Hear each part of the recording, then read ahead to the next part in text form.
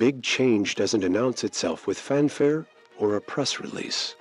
It sneaks up on you, disguised as a Tuesday, a fleeting thought, a nagging discomfort you shove aside, a seemingly insignificant decision. Most people never change because they're waiting for some earth-shattering epiphany, but real transformation is a quiet accumulation of tiny adjustments, the kind you make in the dead of night, under the radar. Jim Rohn said discipline bridges the gap between dreams and reality, but he understood something deeper. That bridge is invisible, built brick by painstaking brick, from seemingly inconsequential choices. Waking to your alarm, choosing a book. Over your phone, taking a breath before reacting. These small, consistent actions lay the foundation for lasting change. Everyone talks about grand goals and ambitious targets, but the real roadblocks are often 10 subtle, silent saboteurs, not glaring failures, but unconscious choices. Until you address these hidden hurdles, you'll stay busy but stagnant, tired but unproductive, alive but disconnected. In the next few minutes, I'll reveal these 10 areas and how to overcome them without luck, external motivation, or anyone's approval, just logic, minimal action, and unwavering self-discipline. Keep running from the necessary battles, and you'll remain defeated by your own inertia. It's not what happens to you, but how you frame it that truly paralyzes you. Your perspective doesn't change the facts, but it completely reshapes your response, gradually sculpting your emotional, professional, and mental reality, either empowering you or draining you dry. Playing the victim offers a false sense of comfort, a misguided sense of righteousness, even when you're wrong, trapping you in a cycle of helplessness. Repeating mantras like, "This always happens to me," "Nobody understands," or "It's pointless." To try is essentially surrendering control. This unleashes a flood of cortisol, fueling stress, stifling creativity, leaving you existing but utterly exhausted. The solution isn't to ignore the pain or fake positivity, but to consciously choose a different approach to the same challenges. Your mind doesn't react to the world, but to your interpretation of it. Marcus Aurelius grasped this long before. Modern science, saying, in essence, that your thoughts paint the landscape of your soul. He wasn't advocating superficial optimism, but inner mastery, the ability to filter reality with clarity, free from emotional noise. Identify a recurring negative thought, that familiar voice whispering doubts during tough times, and then write its opposite, grounding it in concrete evidence, something that proves your new, more empowered narrative. Do this for 7 days, reading it first thing in the morning and right before bed. This isn't about self-deception. It's about rewiring your response to the uncontrollable. Your vision defines your life. To change your life, change your perspective.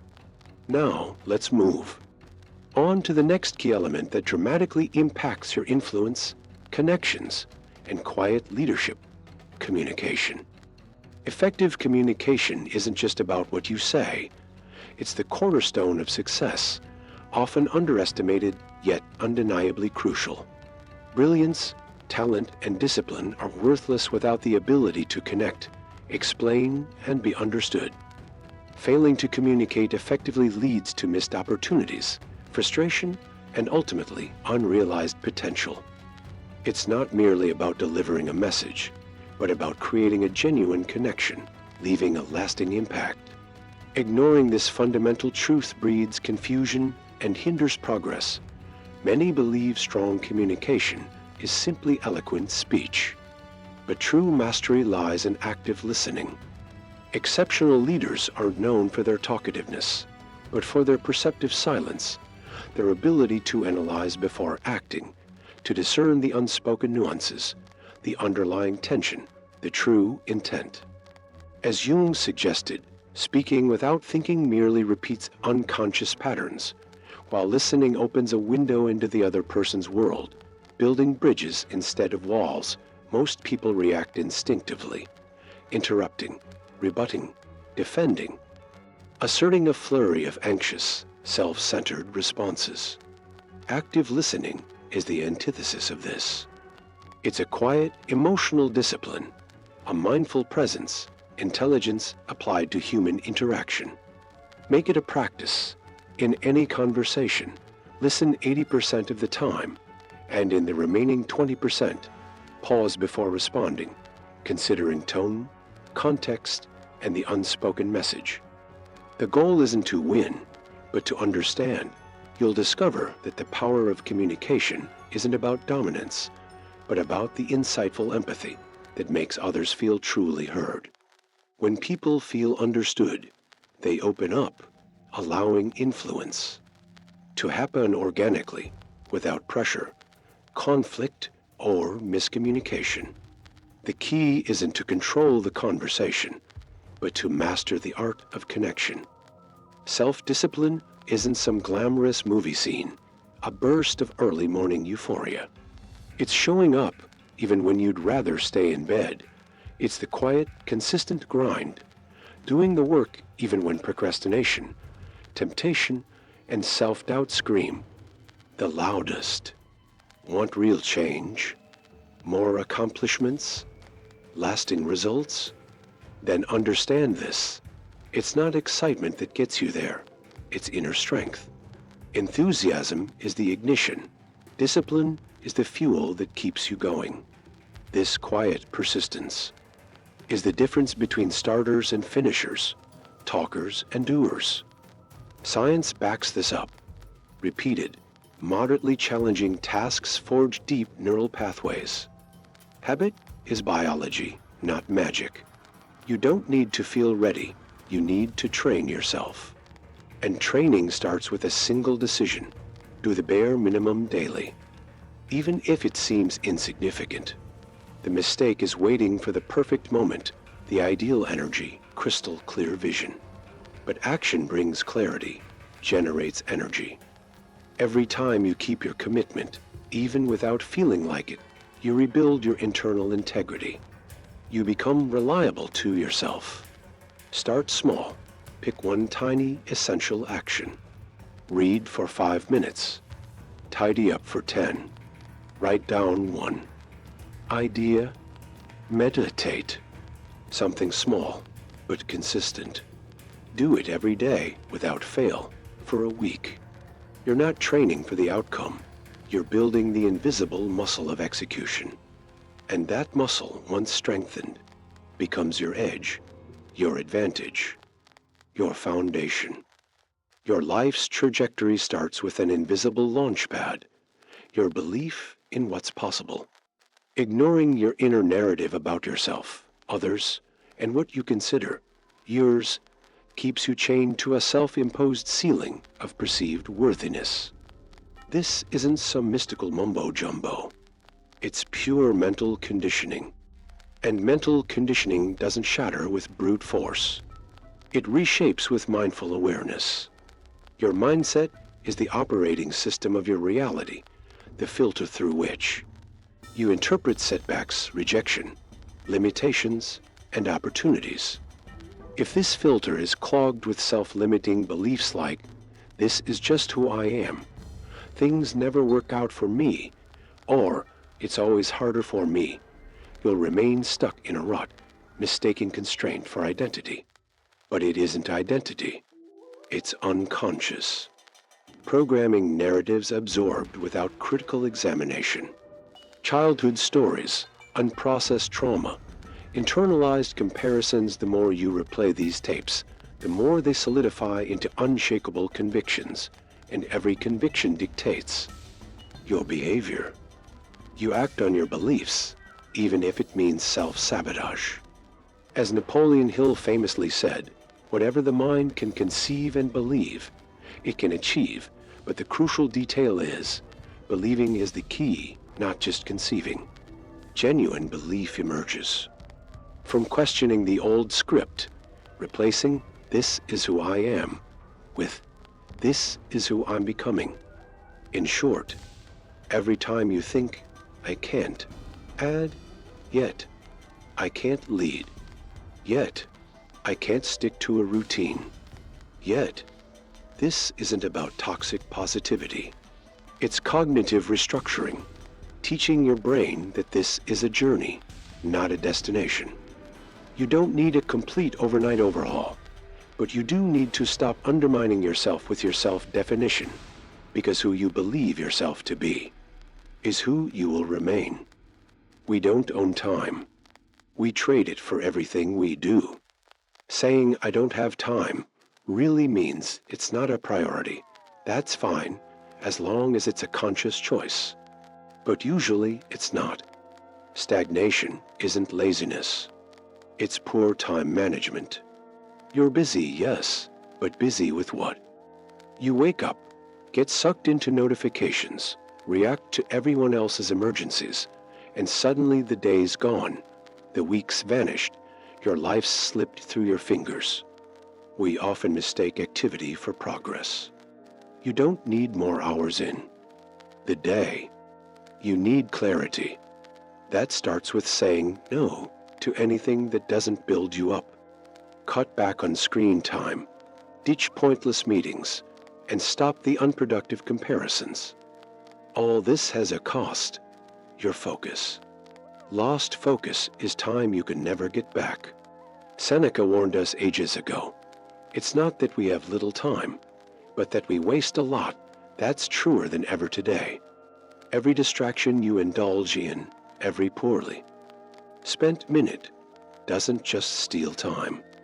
It steals energy, presence, the very fabric of your life. For 3 days, track every hour. Be honest.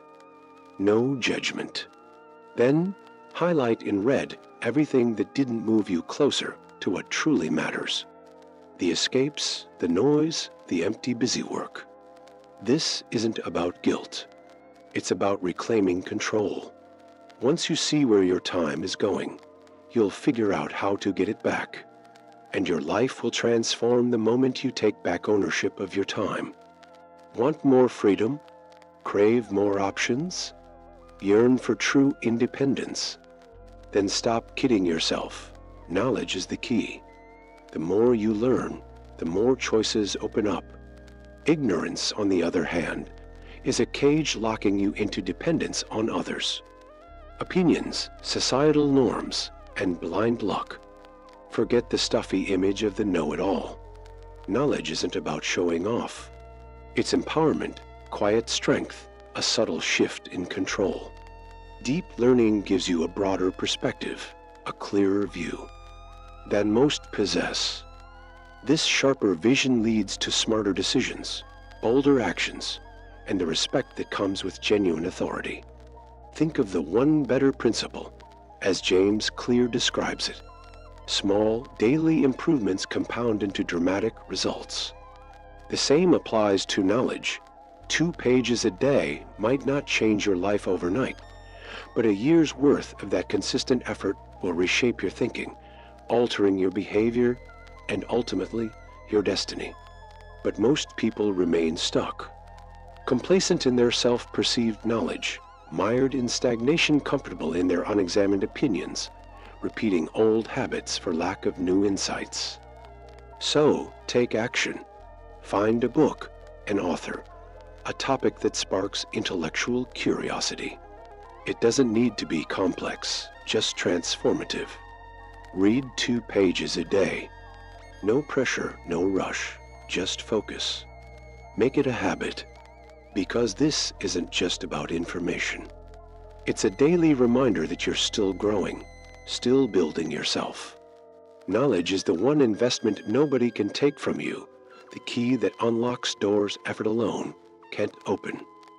Many assume financial struggles stem from low income, but the truth is, money woes rarely begin with how much you earn. They start with something far more insidious: your relationship with money itself. This relationship is a mirror reflecting your mindset, emotional maturity, and long-term vision. You could double your income and still be stuck in a rut. It's not about the inflow, it's about how you manage, direct, and grow your capital. It's about the choices behind every purchase. Are you spending out of necessity, investing in your future, or simply trying to numb some undefined anxiety? Without awareness, you're trapped in a vicious cycle. Earn, spend, regret, repeat. Money becomes a phantom, absent when you need it. Most, not because you haven't earned enough, but because it's vanished without a trace. Henry Ford nailed it. Wealth is not in having more, but in spending less. This should be a mantra for anyone craving more freedom, because true financial freedom begins when money stops being a source of anxiety and transforms into a tool for progress. For a week, track every single expense, categorizing each as essential, non-essential, or emotional relief. Be brutally honest, not to beat yourself up, but to gain understanding. What we don't measure controls us, and your spending reveals a story you might not have yet read. You don't need a raise. You need clarity. With that clarity, your income will finally start building something lasting instead of constantly extinguishing fires. Personal growth isn't about becoming perfect. It's about consistently outgrowing yesterday's limitations. It's not a competition with others, but a battle against your own inertia. You already know what you need to do. The real struggle isn't doubt, but the chasm between knowing and acting. This quiet, solitary journey won't win you a standing ovation. It often goes unnoticed, even by those closest to you. But there's one undeniable measure of progress. What did I accomplish today that my former self would have avoided? Honest. Self-assessment is the key. Even tiny steps, unsung and unseen, mark progress. As Viktor Frankl, who survived the unimaginable horrors of a concentration camp, wisely observed, there's a space between stimulus and response, and within that space lies your power of choice. This space, this gap, is the fertile ground for growth, not in self-help books or motivational videos, but in the courageous act of breaking free from ingrained patterns. Stop comparing yourself to others. Your only benchmark is who you were yesterday. Each day, ask yourself, where did I surpass my past self today? It doesn't have to be monumental a no to a debilitating habit, a step forward despite fear, the silencing of excessive excuses. These are victories. Track these small wins. Repeated small gains build your character, and your character ultimately shapes your destiny. It's easy to be a high achiever, constantly learning and growing, yet feel utterly adrift. Success becomes exhausting, victory feels hollow, and failure unbearable because you're operating without a compass. Purpose isn't some inspirational quote for Instagram.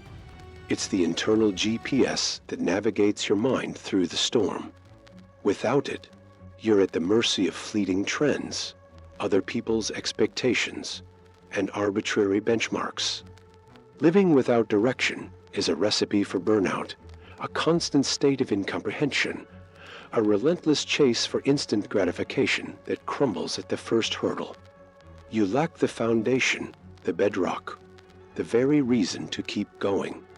Viktor Frankl, a survivor of unimaginable horrors, found meaning in helping others find meaning, even amidst unspeakable pain, proving that the only true freedom is the freedom to define your own reality. This doesn't erase suffering, but it reframes it, reorients it, reshapes it. Before making big decisions, pause and ask yourself, does this move me closer to the person I want to become? This simple yet potent question cuts through the noise, eliminates distractions, and keeps you on track. You don't need a perfectly formed purpose, just one that's constantly evolving, a daily reminder that you're not just repeating the same old cycles, but building something unique, even if no one else sees it, even if it's still taking shape. Feeling overwhelmed? Like you're teetering on the edge, utterly drained from the fight? The game changer, the thing that softens the blow of life's storms, is finding meaning in the mess. Gratitude is that key. It's not about ignoring the pain, but about giving it context, assigning it value, understanding its purpose. True gratitude isn't forced positivity. It's clarity. It's looking at a brutal day and acknowledging, that hurt, but I learned something. This mindset isn't just strengthening. It's a complete overhaul of your worldview. Because it's not just what happens, it's how you respond. Science backs this up. Intentional gratitude triggers your brain's reward system, lowering cortisol and rebalancing your internal chemistry. But beyond the science, something deeper happens. Gratitude restores your perspective. It helps you see solutions where you once only saw burdens. It's not about being thankful for everything, but about identifying what remains precious even amidst the wreckage. This isn't weakness. It's emotional maturity, inner strength, quiet power. Try this. At the end of each day, write down one challenge. Just one. Next to it, honestly answer, what did I learn from this? Don't search for pretty answers. Be raw. Sometimes the lesson is harsh, but it's the very thing that breaks the cycle. Gratitude blooms when learning surpasses trauma. With this daily practice, you stop reacting to life and start shaping it with wisdom.